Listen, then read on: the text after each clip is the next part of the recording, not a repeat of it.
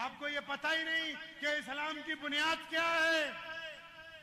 आप फरोई मसाइल पर लड़ रहे हैं, आप फरोई मसाइल पे एक दूसरे की गर्दनें पकड़ रहे हैं, आप फरोई मसाइल पर एक दूसरे के ऊपर छीना झपटी कर रहे हैं। आपको ये पता ही नहीं कि मोहम्मद रसूलुल्लाह आपसे चाहते क्या है। सुने रसूलुल्लाह ने क्या कहा। अबू अहमद साहब बीच में इन्होंने शिकवा किया कि मौलवियों ने ये नहीं किया, मौलवियों ने मेहर कर दिया। ये कौम मौलवियों को मानती कब है भाई? मौलवी को तो 8,000 10,000 रुपए तनख्वाह देते हैं कि ज्यादा देते भाई? मैं तो पूरा मुल्क घूम आया, बंगाल से लेकर कश्मीर तक। मौलवी की तनख्वाह क्या है जी आपके यहां? 10,000। आपने कई, आप में से अगर मैं अभी आपकी जूतियों की कीमत लगाने लगूं तो कई लोगों ने 10,000 से महंगी जूती पहन रखी है। तो जिस कौम के इमाम की तनख्वाह उसकी जूती से भी ज्यादा कमतर हो तो उनको जूतियों की जरूरत है, इमामों की जरूरत नहीं है। प्यारे पैगंबर सल्लल्लाहु अलैहि वसल्लम को पूछा साहबा ने, या रसूलल्लाह करना क्या? कुर्बान जामा मोहम्मद रसूलुल्लाह पे। और फरमाया अबू बकर, जिस बंदे ने कलमा ला इलाहा इल्लल्लाह मोहम्मद रसूलुल्लाह पढ़ लिया, उस पर लाजिम है कि वो दुनिया के तमाम इंसानों को बराबरी का दर्जा क्या देगा जी? बराबरी का दर्जा अता फरमाएगा। इस्लाम तो 2 लफ्जों में है।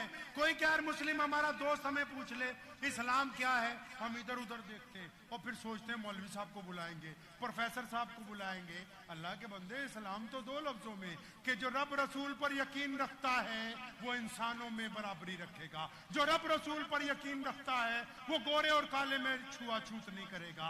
जो रब रसूल पर बराबरी रखता है वो हिंदू और मुसलमान को बांट नहीं सकता। जो रब रसूल के ऊपर यकीन रखता है वो एक ही थाली में खाना खा सकता है। जो रब रसूल पर यकीन रखता है वो बेटी और बेटे में फर्क नहीं कर सकता। ये छोटी सी बात अगर आपको नहीं पता तो फिर अभी इस्लाम की इब्तिदाई आपको मालूम नहीं है।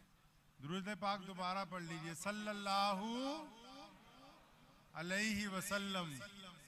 आवाज अभी भी नहीं आई।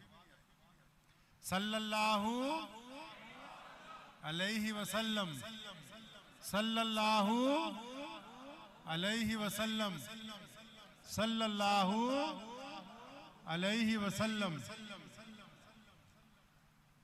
बैतुल्लाह के दरवाजे के बाहर एक दरख्त के साथ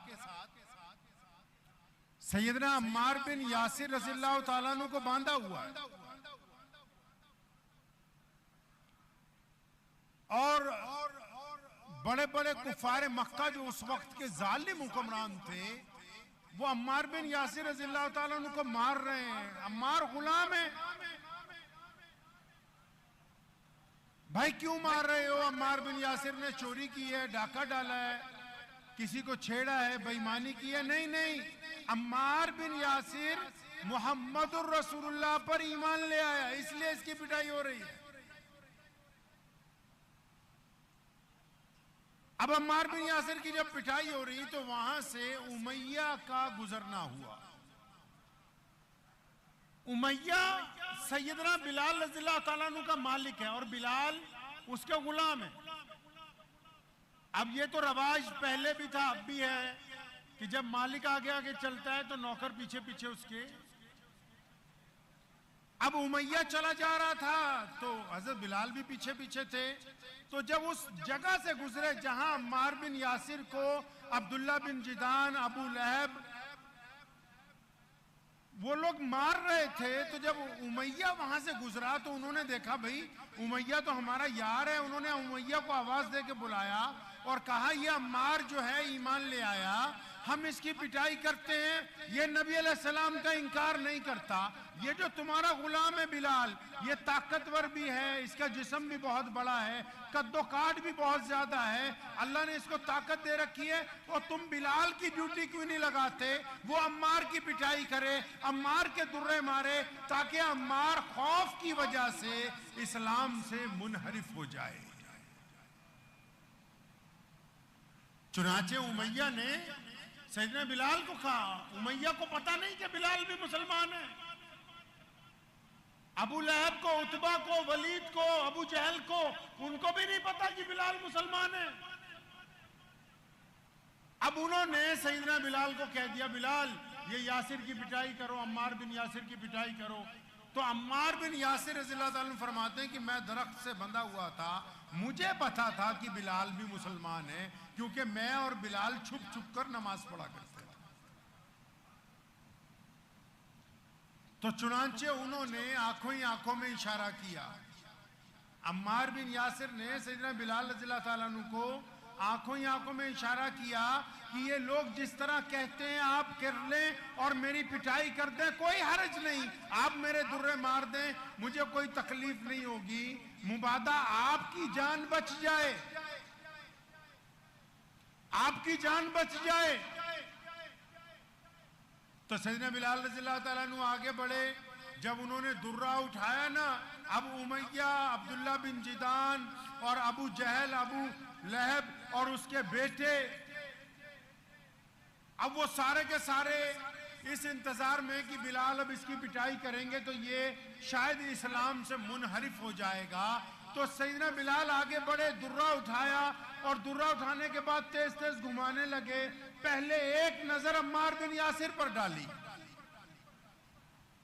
अम्मार बिन यासिर पर एक निगाह डाली और फिर पूरी ताकत के साथ उस दुर्रे को अबू जहल के मुंह पर मारा और फरमाया, तू क्या समझता है कि अम्मार अकेला है? मैं बिलाल भी तो अम्मार बिन यासिर के साथ हूं।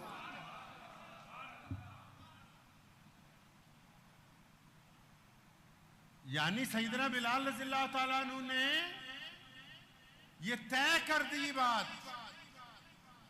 कि जब मोहम्मदुर रसूलुल्लाह की इताअत करेंगे फिर वो सिर्फ मोहम्मदुर रसूलुल्लाह की ही इताअत करेंगे, फिर उनको कोई ताकतवर इंसान, कोई ताकतवर जालिम उनको डरा नहीं सकेगा।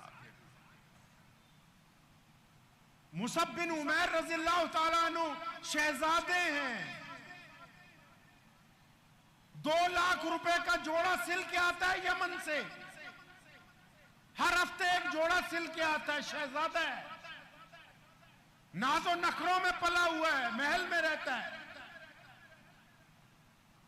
मुसअब के वालिद का बचपन में इंतकाल हो गया, करोड़ोंपति आदमी था, चचा घर में है, मां घर में और रिश्तेदार घर में। मुसअब को इतना कपड़ों का शौक है कि यमन से उसके लिए रेशम के कपड़े सिल के आते हैं। अचानक मुसअब की एक दिन मोहम्मद रसूलुल्लाह से मुलाकात हो गई, प्यारे मोहम्मद रसूलुल्लाह से प्यार हो गया, मोहम्मद रसूलुल्लाह से वफादारी का ऐलान कर दिया, मोहम्मद रसूलुल्लाह से इश्क का ऐलान कर दिया। मुसअब ने घर आके कहा, अम्मा मैं मुसलमान हो गया। चचा को पता लगा कि तू मुसलमान हो गया, वो कहने लगा, सुन ले, अगर तू ईमान ले आया है तो तेरे बाप के माल पर आज के बाद कोई हक नहीं होगा।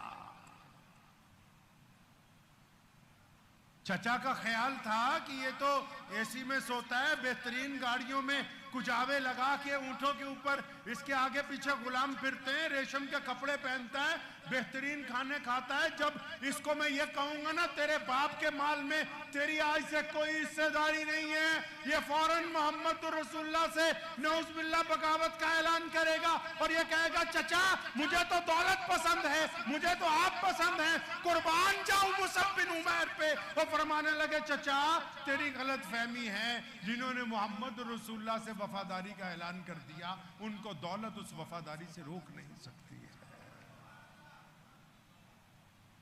मुसअब बिन उमैर के चचा को गुस्सा आया, जायदाद से तो बेदखल हो ही गया था, उस वक्त कौन सा कानून था, बस जुबान से कह दिया चला जा। लेकिन जब चलने लगे कहने लगे, रुक जा, जेबें खाली कर, क्या है इनमें, जेबों में से जो सामान था वो निकलवा लिया, फिर चलने लगे। चचा को फिर गुस्सा आया, रुक जा, ये कपड़े उतार, ये हमारे पैसों के पहने हुए हैं। मुसअब बिन उमैर को अलफ नंगा कर दिया गया, पढ़िए इमाम बुखारी की तारीख। और पूरे बगैर कपड़ों के चचा ने उनको कोठी से बाहर निकाला है, क्योंकि तू मोहम्मद रसूलुल्लाह के पीछे चल पड़ा। मुसअब